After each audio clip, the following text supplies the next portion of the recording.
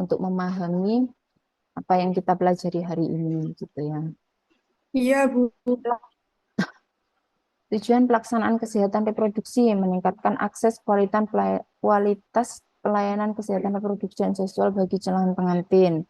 Dapat memberikan KIE kesehatan reproduksi dan seksual bagi calon pengantin, terlaksananya pemeriksaan kesehatan bagi calon pengantin, dan pemberian imunisasi TT. Jadi tujuannya sih untuk memberikan akses ya, sebenarnya memberikan kesehatan. Sasarannya itu siapa? Semua pasangan calon pengantin ya. Jadi kita kalau mempunyai PMB tidak menutup kemungkinan nanti ada pasangan calon pengantin yang datang ke PMB kita. Sebaiknya kita menyediakan alat bantu ya seperti ini, alat bantu konseling kesehatan reproduksi dan seksual bagi calon pengantin ya. Jadi seperti ini. Ya, APBK ini namanya alat bantu pengambilan keputusan, bukan pengambilan keputusan, berarti konseling, ya, alat bantu konseling untuk kesehatan reproduksi.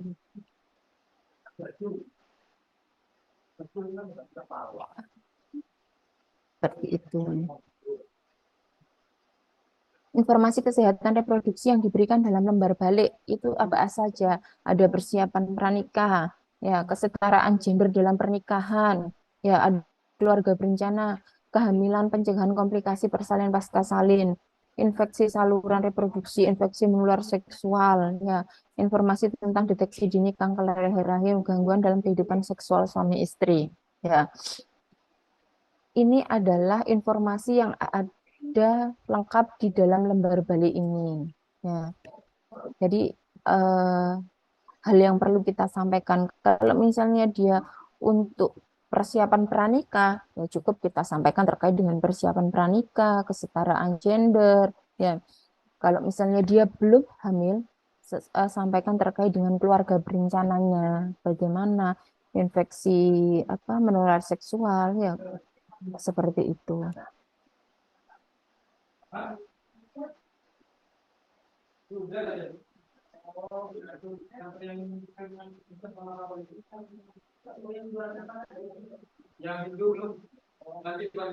Pelaksanaan KIE ini di mana?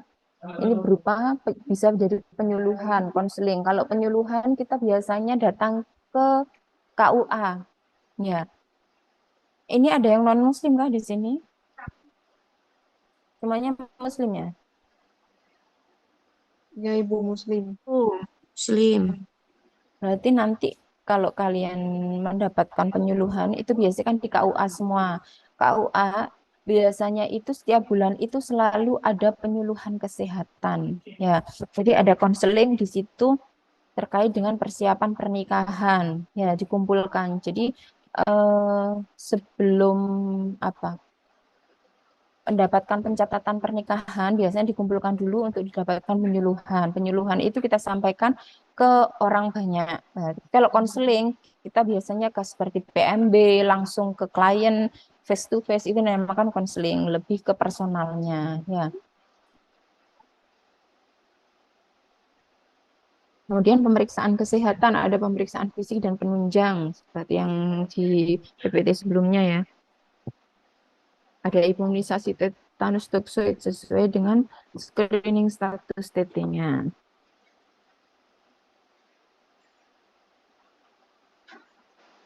Pelaksanaan KIE ini dapat dilakukan di mana?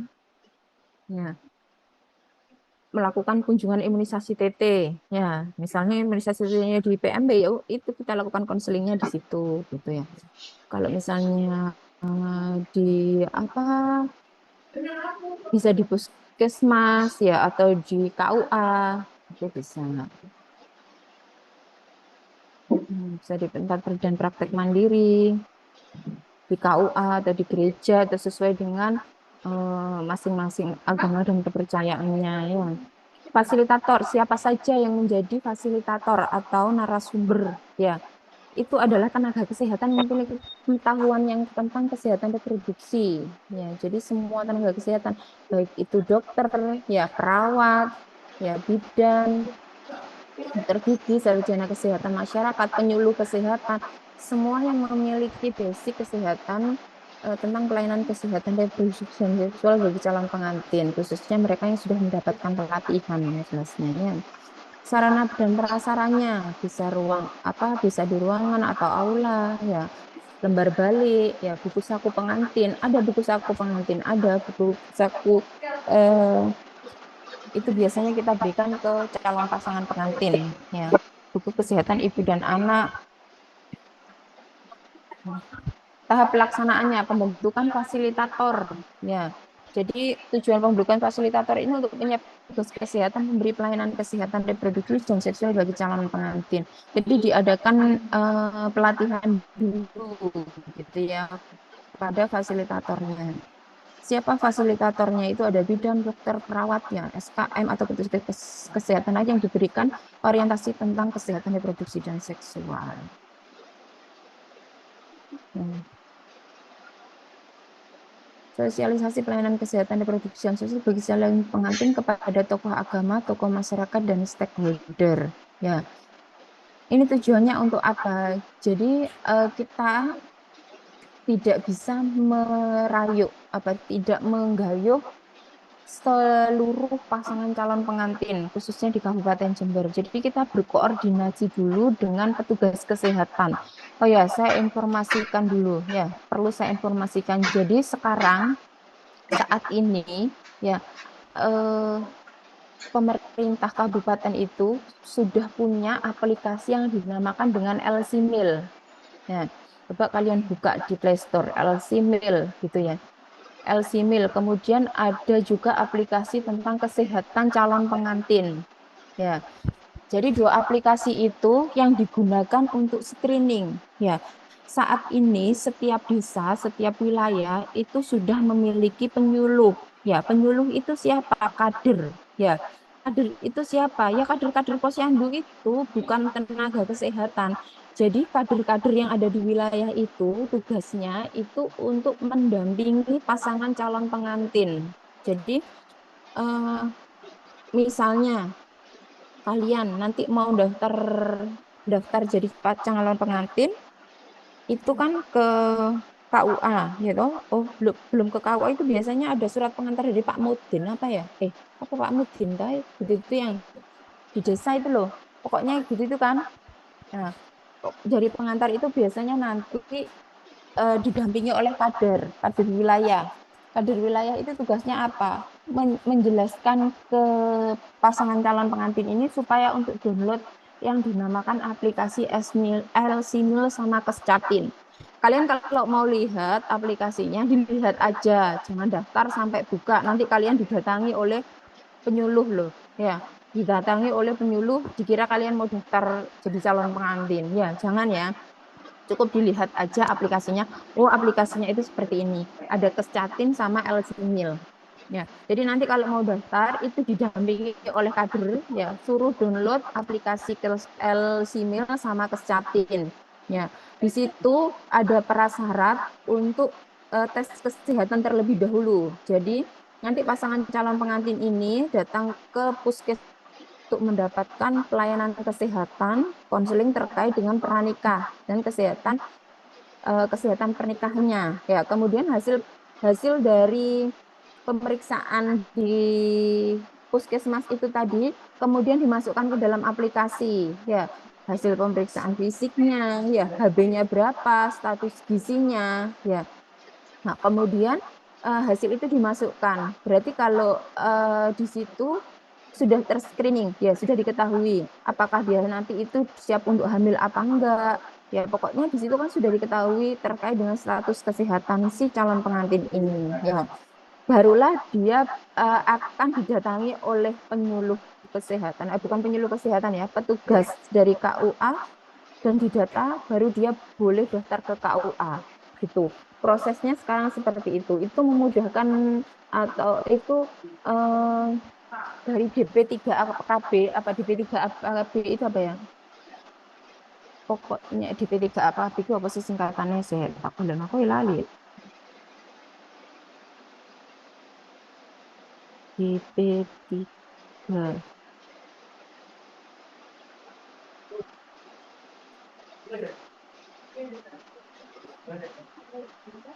Perlindungan perempuan dan anak kalau nggak salah itu.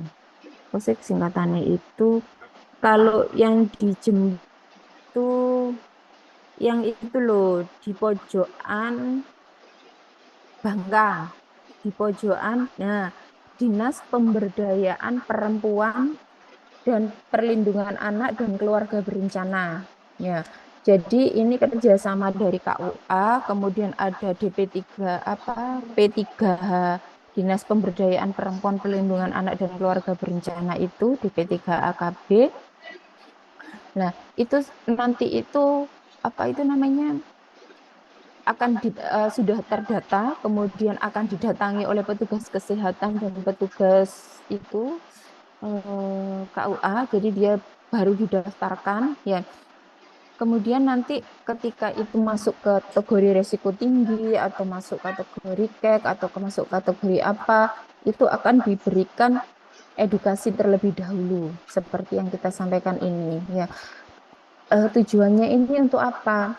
Untuk mempermudah kerja dari para petugas kesehatan, ya kan? Tidak semua calon pasangan pengantin itu mendapatkan apa?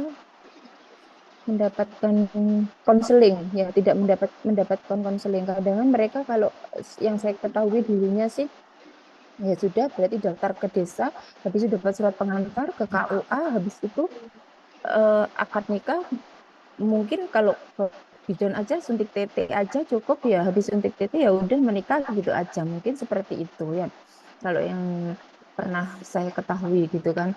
Tapi kalau sekarang tidak seperti itu, jadi lebih kompleks karena untuk apa ya, ujung tombaknya untuk persiapan kehamilan sehat, penurunan angka kematian ibu, pencegahan stunting, itu mulainya dari pranikah. Nah, pranikah dan prakonsepsi. Jadi untuk memberikan edukasi sedini mungkin untuk mengatasi masalah-masalah tersebut itu, seperti itu. Jadi nanti rentetannya itu banyak. Ya, DP3 AKB pun nanti itu akan mendapatkan laporan bulanan dari KUA ya, siapa saja atau wilayah mana saja yang banyak pernikahan dininya. Ya, kemudian mana dari mereka-mereka yang menikah karena kehamilan yang tidak diinginkan. Itu ada ya. Apa itu namanya?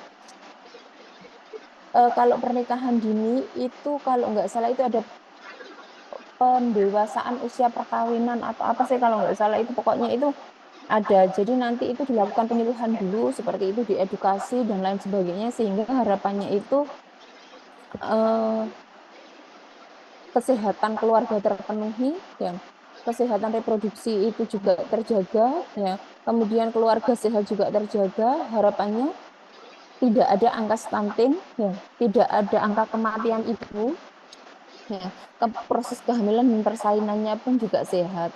Penurunan angka perceraian, ya kan, pengangguran dan lain sebagainya itu sesuatu hal yang kompleks yang itu berkaitan satu sama lainnya. Jadi itu saat ini sudah dibuat aplikasi seperti itu sedemikian rupa untuk mm, apa sebagai upaya screening ya, deteksi gitu. Jadi benar-benar tercover semua masalahnya seperti itu. Jadi di sini kalau kita sosialisasikan kepada stakeholder yang mungkin seperti itu.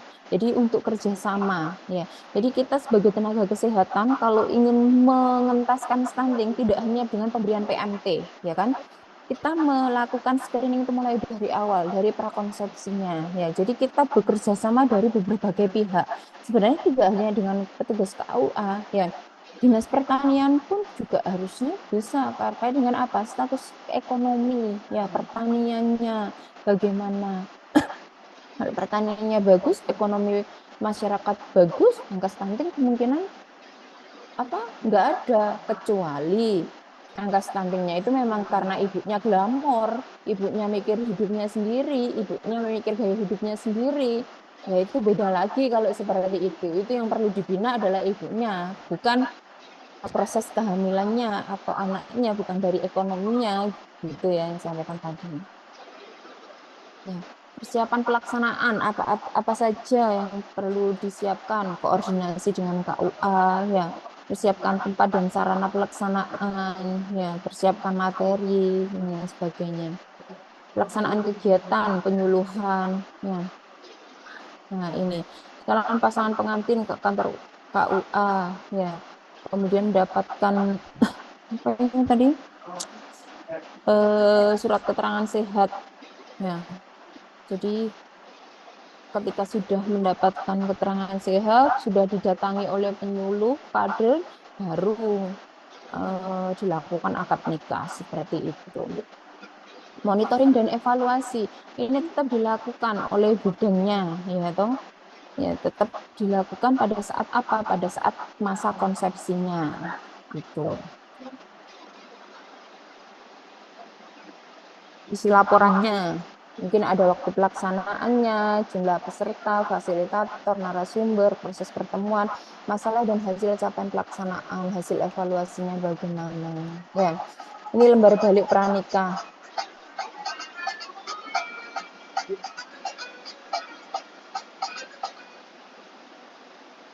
Ya, sambut pasien dengan ramah dan cium. Ini mungkin nanti ke arah kalian saat anu ya, praktik ya, OSCE ya. Jadi nanti semua mahasiswa melakukan konseling. Ya, konseling terkait dengan pranikah prakonsepsi ini. Gitu ya. Selamat pagi Ibu, perkenalkan nama saya Ririn. Ada yang bisa saya bantu? Ya, terima kasih sudah berkenan hadir di PMB saya. Perkenalkan, nama saya Ririn. Ada yang bisa saya bantu, Ibu? Misalnya seperti itu. Ini Bu mau menikah, mau suntik PT, misalnya kalau dia, anu kan Bu, saya mau menikah ini bulan depan atau apa, apa saya mau suntik PT. Ya, sebelum suntik TT, apakah sebenarnya oh menikah ya Mbak ya? Kapan Mbak mau menikah? Misalnya, oh bulan depan Mbak. Oh iya. Sebelumnya pernah nggak Mbak dapat edukasi tentang kesehatan pranikah? Belum Mbak. Saya cuman kemarin itu disuruh suntik TT aja, misalnya seperti itu. Oh iya. Kalau misalnya saya jelaskan terkait dengan persiapan pernikahan apa saja yang perlu di pertimbangan dalam sebelum menikah, apakah berkenan misalnya seperti itu. Oh iya Mbak, ini kan ada lembar tulisannya untuk klien ya. Lembar untuk klien berarti nanti yang terlihat oleh klien itu ini masing-masing pihak memiliki peranan yang sama dalam memperoleh hak-hak reproduksi. Tapi yang ada di lembar balik petugas ada ini hak reproduksi dan seksual. Ya, nanti jelaskan aja. Mbak, ini sebelum sudah pernah mendapat yang tadi saya sampaikan sudah pernah mendapatkan edukasi nggak tentang kesehatan reproduksi dan seksual? Belum, Mbak. Eh, saya jelaskan sedikit ya, misalnya itu belum ke suntiknya. Jadi laki-laki dan perempuan itu memiliki hak reproduksi yang sama, Mbak, terkait dengan untuk memiliki anak, ya jumlah anaknya berapa, jarak kelahiran, ya. Ini habis menikah nanti rencananya itu mau langsung punya anak atau menunda dulu, Mbak? Misalnya seperti itu. Ya. Oh, nantinya mau langsung punya anak, Mbak. Sebelum punya apa itu namanya? Oh, iya, Mbak, nggak apa-apa. Kalian sudah punya datanya Alsimel, tapi ibunya statusnya masih cek. Jelaskan dulu. Oh, iya Mbak, nggak apa-apa. Kalau misalnya mau langsung hamil, itu adalah keputusan yang bagus. Tapi Mbak, hasil pemeriksaan yang sudah didapatkan ini, Mbaknya masih belum hamil. Ya, ini status gizinya masih kurang. Ya, jadi harus diperbaiki dulu gizinya. Mungkin nanti terkait dengan gizi seimbangnya, pemenuhan gizi seimbangnya, kemudian nanti harus konsumsi tablet FE, Mbak, seperti itu. Jadi nanti bisa ke sini lagi setelah menikah, mungkin apa 1 minggu setelah menikah atau 1 bulan setelah menikah dan lain sebagainya. Itu mungkin nanti perlu dijelaskan ke ibunya. Jadi nggak apa-apa, gitu ya. pihak perempuan berhak mendapatkan pelayanan kesehatan reproduksi yang dibutuhkan, memungkinkan sehat selamat menjalani kehamilan persalinan nifas. Nah, ini yang sudah saya sampaikan tadi ya, terkait hubungan suami istri didasari dengan penghargaan terhadap masing-masing. Nah, ini nanti bisa dirangkum ya, bisa dirangkum sedemikian rupa. Jadi kamu mahasiswa juga tidak hubungan suami istri gitu ya, nggak gitu juga menjelaskannya ke klien ya. Jadi harus dirangkum supaya lebih mengena. Jadi kalau kita memberikan konseling itu intinya itu lebih bukan ke arah kita membacakan kayak saya membacakan PPT ke mahasiswa gitu ya, lebih ke arah hubungan personal ya, ke teman gitu kan ya, lebih ke arahnya itu bagaimana. Jadi lebih nanti ke klien itu lebih ngena, lebih ngena untuk eh, lebih masuk gitu kan ya. Kalau saya menjelaskan ke mahasiswa terkait dengan bacaannya seperti ini, mungkin mahasiswa akan mengerti. Karena kita status pendidikannya, kita cara belajarnya itu memiliki hampir sama, proses berpikirnya sama, berbeda dengan klien kita yang mereka mungkin lulusannya SD, ya kan, lulusannya SMP, penyerapannya terkait dengan apa yang kita sampaikan, kalau kita tidak menggunakan bahasa klien, kita tidak bisa tidak menggunakan bahasa komunitas, itu akan sulit untuk dicerna, gitu. Ya, memperoleh informasi yang KB aman efektif. Nah, jangan seperti itu gitu ya. Boleh nanti kalau ini berarti harus jangan hamil dulu gitu ya. Jangan karena harus memperbaiki gizinya. Boleh hamil sampai dengan status gizinya baik. Ya. Ditunda kehamilannya tidak bukan berarti tidak melakukan hubungan seksual berarti ya. Berarti boleh pakai kondom dulu. Tapi katanya itu kalau pakai KB itu nanti hamilnya lama, Bu. Tidak seperti itu, Mbak. Bisa menggunakan KB non hormonal, bisa menggunakan kondom, ya, atau coitus interruptus, ya, kemudian metode kalender. Tapi kalau itu nggak bisa, ya, kita jelaskan KB hormonal itu kembalinya ke kesuburan lebih cepat kok daripada metode kontrasepsi jangka panjang. Jadi tidak perlu dikhawatirkan, gitu ya. Jadi kalau misalnya pakai KB suntik 1 bulan, nanti kembalinya ke kesuburan di bulan depannya sudah bisa menstruasi kembali. Kalau sudah bisa menstruasi kembali, artinya itu kesuburannya itu tiap bulan itu ada ovulasi, ya. Tiap bulan itu ada ovulasi, dan itu pasti kalau terjadi ovulasi itu perempuan itu subur, ya. Tergantung apakah spermanya kuat untuk menembus sel telur itu apa enggak, kan seperti itu, ya. Itu perlu dijelaskan. Nah, ini juga lembar untuk klien, ya. Kalau lembar untuk petugasnya yang mana? Jadi itu tadi ada di klien, petugasnya seperti ini. Ya, sebelum ke itu tadi terkait dengan hak reproduksi, Mbak, yang perlu dijelaskan. Jadi nanti Mbaknya mau punya anak berapa, ya. Jangan mau Mbak hamil setiap tahun, ya. Nanti terus Mbaknya nggak boleh KB sama suaminya harus hamil setiap tahun. Tidak seperti itu, ya. Itu adalah hak reproduksi Mbak sepenuhnya terkait dengan kehamilan, nifas, persalinan. Kalau misalnya saya maunya pengen 2 anak, itu sampaikan ke suami, gitu. Saya nggak boleh KB. Kalau tidak boleh menggunakan KB, bisa menjalankan kehamilan dengan kontrasepsi alamnya. Jadi pada waktu masa subur tidak perlu melakukan hubungan seksual. Ya, nggak boleh KB itu kan nggak boleh suntik toh, nggak boleh menggunakan apa itu namanya manipulasi dari luar gitu kan. Kalau misalnya tidak melakukan hubungan seksual di waktu masa subur itu kan bukan manipulasi gitu kan. Tapi nggak tahu sih ya, pandangan orang itu berbeda-beda ya. Tapi kita tekankan kembali ke perempuan, ke calon ibunya bahwa itu adalah mutlak hak reproduksi atau hak sepenuhnya untuk menolak hamil. Itu boleh-boleh ya. Karena kalau terlalu dekat jarak kehamilannya, terlalu kecil, anaknya punya balita, 2 balita, bahkan 3 balita dalam satu rumah.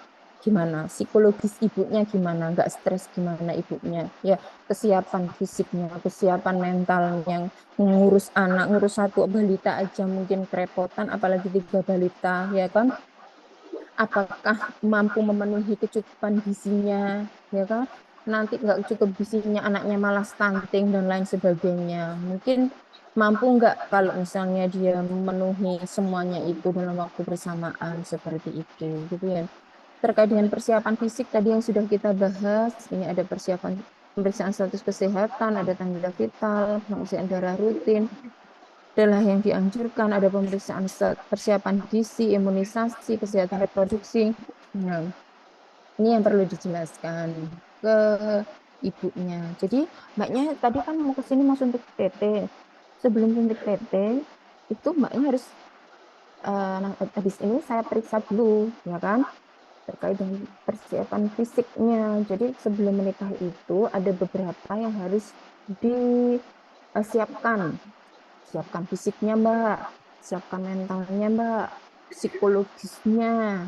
Ya, siapkan uang. Jelas kalau siapkan uangnya untuk siapkan pernikahan dan untuk setelah menikah. Ya. Kemudian nanti menjelaskan terkait dengan itu. Ya, persiapan fisiknya apa, dan lain sebagainya nanti lakukan pemeriksaan. Ya, ini lembar untuk klien. Kemudian ada lembar untuk petugas. Selain itu, Mbak, sekarang banyak terjadi kekerasan di dalam rumah tangga. Misalnya kita menjelaskan seperti itu. Misalnya nih, Mbak, nanti di dalam rumah tangga Mbak Nadia ada amit-amit tapi ya, Mbak ya, mudah-mudahan tidak terjadi. Kalau misalnya terjadi kekerasan dalam rumah tangga, kekerasan rumah tangga itu bukan hanya fisik loh ya. Kita dibully sama suaminya aja, dihina, kamu loh nggak kerja, yang kerja lo aku. Kamu lo disuruh cuman itu kan menyakiti perasaan istri sih ya. Kalau seperti itu kan juga juga salah satu kekerasan fisik. Kekerasan seksual, memaksa untuk berhubungan seksual, salah satunya untuk memaksa untuk hamil juga tadi itu, kalau menurut saya juga, apa itu namanya, salah satu bentuk kekerasan, ya kan? Karena lantaran tidak memberi nafkah istri, melarang istri bekerja. Gak apa-apa sih dilarang istrinya bekerja, kecuali istrinya mau dan itu sukarela, ya kan? Tapi apa itu namanya? Kalau saya sendiri sih ya, saya nggak mau kalau disuruh berhenti untuk bekerja.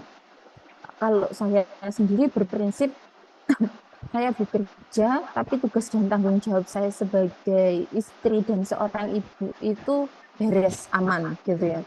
Gimana caranya? Ya bisa nih, maksudnya kalau misalnya saya sebagai apa, ibu gitu kan, sebagai istri membersihkan rumah dan lain sebagainya kan kita bisa sewa ART, ya kan? Kalau misalnya apa itu namanya, sebagai ibu kita sudah merawat anak ini, istri mengantarkan sekolah, sudah cukup selesai. Nanti pulang sekolah juga anaknya bareng sama kita. Pokoknya kerjaan aman, semuanya, tidak memiliki hak untuk melarang istri untuk bekerja, gitu ya.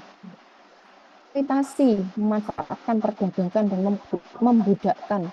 Nah, istrinya dibudakkan. Maksudnya dibudakkan itu gimana ya? Nggak diopeni di rumah, dijarno, terus disuruh-suruh ini itu, tapi tidak memberikan haknya selayaknya sebagai seorang istri.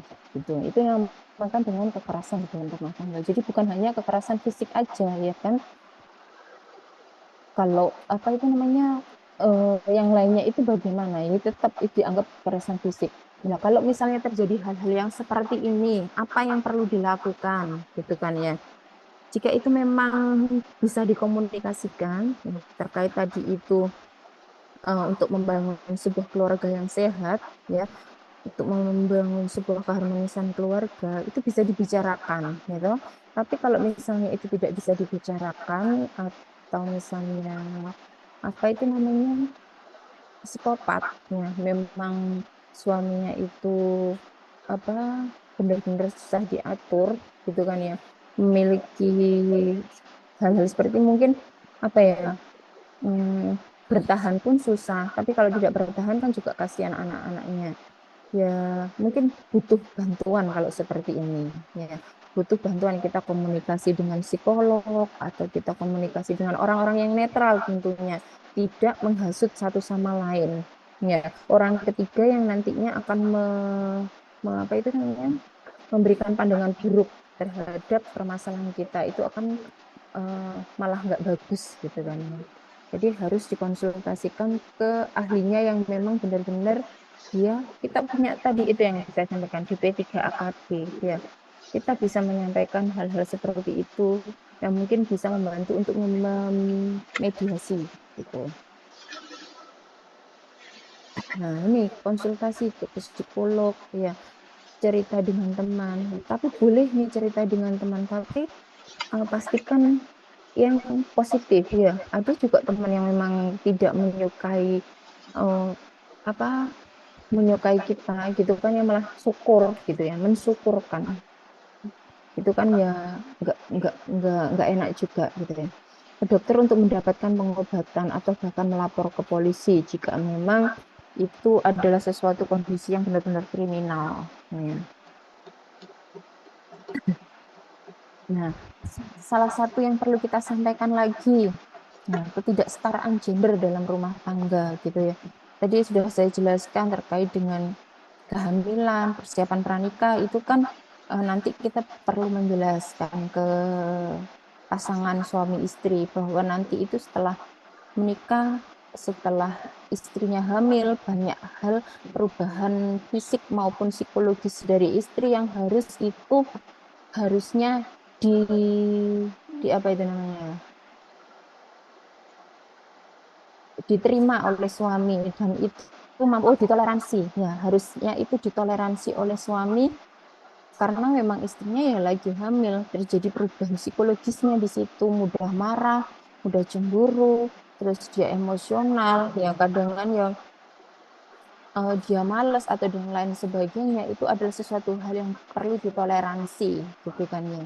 Jadi perlu komunikasi yang baik, jadi tidak malah malah memarahi, kamu kok jadi tambah males gini gini dan lain sebagainya, itu tidak seperti itu ya, karena tidak selesai pekerjaan rumah tangga atau dan lain sebagainya ya, karena eh, untuk kesetaraan gender, apa, kesetaraan gender itu berbeda dengan kodrat ya. Kalau misalnya hamil itu memang sebuah kodrat dan itu pasti di apa itu namanya, dialami oleh perempuan ya. Tapi menyapu, cuci piring, nyuci baju, merawat anak, itu kan bukan kodrat ya. Itu kan sesuatu pekerjaan yang bisa dikerjakan baik laki-laki maupun perempuan. Sama halnya dengan bekerja ya. Itu adalah bukan kodrat, tapi itu adalah sesuatu yang bisa dikerjakan baik laki-laki maupun perempuan. Yang perlu kita sampaikan ke pasangan calon pengantin supaya tidak terjadi ketimpangan gender di dalam rumah tangga. Karena ketimpangan gender ini akan membuat sebuah strata, membuat sebuah gap ya. Saya di atas dan Anda di bawah, status sosial saya seperti ini, status sosial Anda seperti ini, akan membuat beda antara laki-laki dan perempuan seperti itu. Jadi itu yang kita tidak harapkan dalam membina sebuah keluarga yang sehat seperti itu.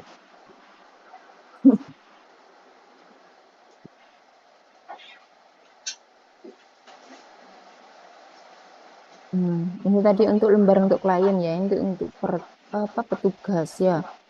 Misalnya laki-laki kuat, perempuan lemah, subordinasi, artinya beban ganda ya. Jangan sampai ini perempuan memiliki beban ganda, stres berlebih nanti ya. Lebih lama di rumah, apa, beban ganda itu dia juga bekerja ya, dia juga mengurus rumah tangga ya, dia juga mengurus suami. Oh, itu beban ganda lagi, triple ganda, mengurus anak, mengurus suami, mengurus pekerja, apa, mencari nafkah ya kan, eh, tiga urusan ini. Jadi jangan sampai seperti itu.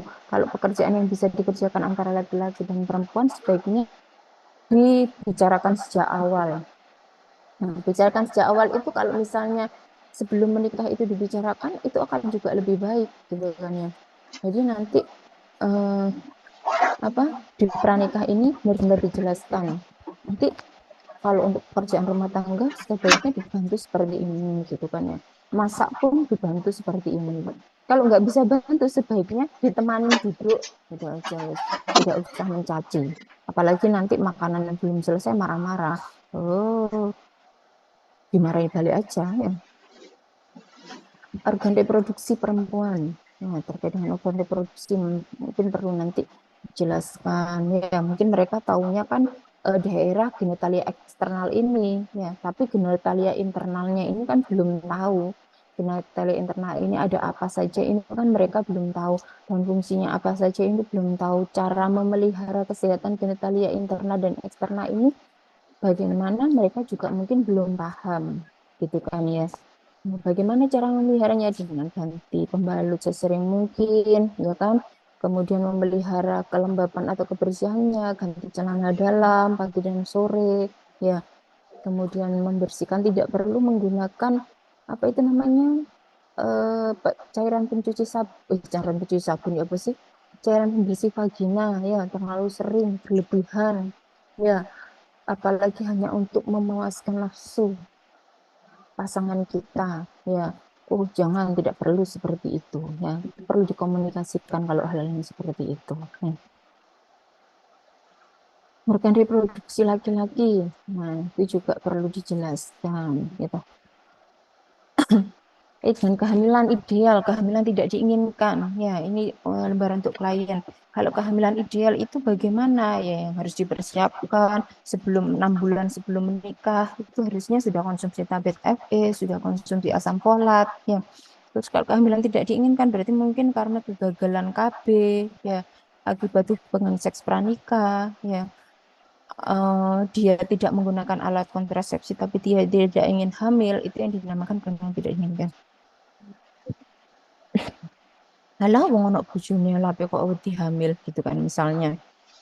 Bukan seperti itu masalahnya. Ya, kita kan memikirkan bukan hanya banyak anak banyak rezeki. Mungkin kalau dulu ya banyak anak banyak rezeki. Tapi untuk saat ini ya, kita harus benar-benar memperhatikan status sosial ekonominya. Kalau enggak, ingin anaknya jadi stunting. Ya, sekarang banyak kasus angka kejadian stunting, banyak ibu hamil kek. Ya, dengan kalau misalnya kita tidak memperhatikan, tidak benar-benar mempersiapkan kehamilan yang ideal, tidak benar-benar mempersiapkan kehamilan yang sehat, ya, ditakutkan nantinya itu pada saat proses kehamilan ibunya masih konsentrasi ngurus bayinya yang masih kecil, tapi posisinya sudah hamil. Sedangkan hamil terjadi proses perubahan psikologis ibu. Ya, siapa yang nanti ngopeni anaknya? Suaminya yang ngopeni, suaminya bekerja. Akhirnya nanti marah-marah ke anaknya yang masih kecil, emosi tidak tertahankan seperti itu. Terus habis itu nanti eh, tidak pernah periksa hamil, ya kondisi apa, status gizi ibu hamil tidak terpenuhi. Nah, hal-hal seperti itu yang ditakutkan ya, yang nantinya malah memperburuk kondisi ibu, yang memperburuk kondisi ibu dan memperburuk kondisi balita seperti itu. Jadi benar-benar diperhatikan metode kontrasepsi ya, ini tadi kalau untuk menunda kehamilan. Tapi kalau misalnya nggak pengen anu, ini jangka pendek bisa pakai pil, bisa pakai kondom ya, atau pakai KB alamiah. Ini KB alamiah ada aminorelaktasi, ada pantang berkala atau sistem kalender, coitus interruptus, suhu basal dengan penilaian hendir vagina. Ini proses kehamilan dijelaskan secara singkat boleh supaya nanti calon suami juga paham. Tanda-tanda kehamilannya itu bagaimana? Nanti ada suaminya mau muntah, nggak bisa masak, nanti apa, mual gitu, nggak bisa bau bawang, nggak bisa bau apa, bau-bau menyengat gitu misalnya. Nanti pas apa itu memang kondisi fisiologis gitu ya, kondisi fisiologis yang harus dipahami oleh pasangan kita gitu ya. Cara menghitung usia kehamilan, taksiran persalinan ini ya, pemeriksaan kehamilan, minum tablet tambah darah dan asam folat ya, imunisasi TT ya, pemeriksaan kehamilan minimal 10 T ini yang perlu disampaikan. Jika kehamilan ya, cukup istirahat, tidak merokok, senam hamil, berpakaian longgar yang nyaman, makan gizi seimbang. Sudah deh, mungkin ada yang perlu ditanyakan, diklarifikasikan dari sini. Tidak ada. Saya ngomong aja dari tadi, kira-kira bisa dipahami nggak, Rek? Fokus kak di ruang Bisa, Ibu. Hmm. Nih, kehamilan dan persalinan, jarak kehamilan terlambat ditolong petugas kesehatan, terlalu sering hamil juga nggak bagus seperti saya sampaikan tadi. Usia ideal 20 sampai 35 tahun. Tapi sebaiknya mungkin 20 sampai 30 tahun. Nanti yang sisanya ini bisa untuk merawat anak. Semakin tua, kehamilan itu akan meningkatkan efek samping yang berlebih. Efek sampingnya itu apa? Sudah ada banyak dah efek sampingnya, nanti sering lelah, tambah meningkatkan mau muntah, psikologisnya pun juga nanti akan mempengaruhi, bukan hanya terlalu muda, tapi terlalu tua itu juga nanti akan mempengaruhi psikologis dari ibunya gitu ya. Orientasinya yang dipikir itu biasanya sudah berbeda gitu. Ya, ini nanti sisanya bisa dibaca sendiri. Ini slide-nya enggak. Oh, ini masih 60. Ya, tanda-tanda bayi kehamilan ini slide nanti bisa dibaca sendiri.